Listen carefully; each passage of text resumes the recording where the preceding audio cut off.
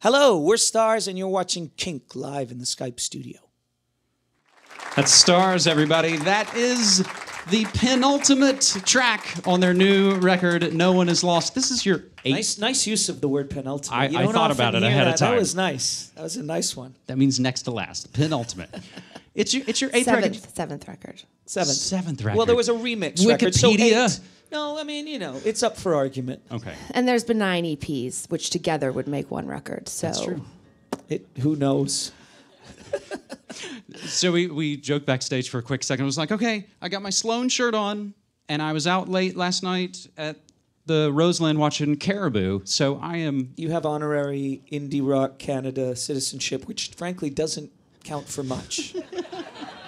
I'm not going to lie to you. They don't honor it at the border. Do you want to hear a funny Canadian story, actually? Please. I'll tell you a funny Canadian story. Sam Roberts' band, who's from Canada, is quite famous there. And he won a Juno, and he told Evan that when you won a Juno, you got a different kind of passport, a distinguished passport, and Evan totally bought it. It's like you're green, and you got to get past quickly. Anyway, it was very funny. He totally fooled him. Says Sammy, Canadian. Sucker. Junos. So last night, as I was dancing out to Caribou, you guys were in Seattle, right? We were. You're in Seattle, and I saw... Who's the tweeter in the band? Who runs the Twitter account? We both kind of do it. Yeah.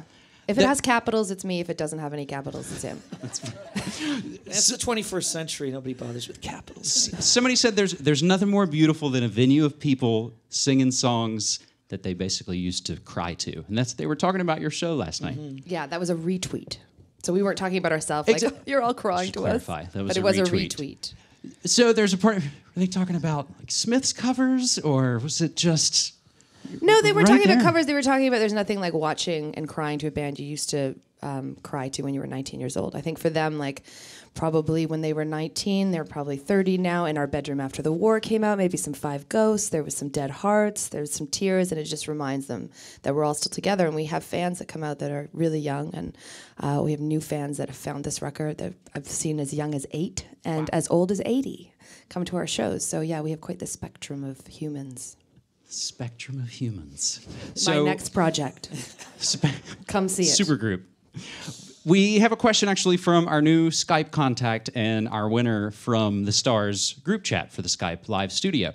So Aiden asks kind of the deceptively simple question of, what's it like performing live on stage? It's the best, man. It's really incredible. It has many, many, many moods, and sometimes it's a struggle, but I think performing live on stage, if you love to do it, is a lot like meeting 1,100 people all at the same time, you know? And that when you have that experience and you actually feel like you can look out and see individually what's happening to people out there, it's an enormously positive, overwhelmingly positive feeling. For me, anyway, 99.9% of the time, even if it's a struggle of a show or it's weird or it's a weird room or there aren't many people there or whatever, in the end, I can't deny that I'm having an amazing time, you know? Nice. So last question for you. It's what we're calling March Music Month on Kink. Yes. And on the morning show, we always like to do something called I Can't Stop Listening to ... So let me ask you, is there something, new record, new album, new band you can't stop listening to? First of all, every time I do nothing but listen to music, and every time someone asks me this, I go completely blank. But you, good sir, gave me fair warning. I did. This man knows how to do his job.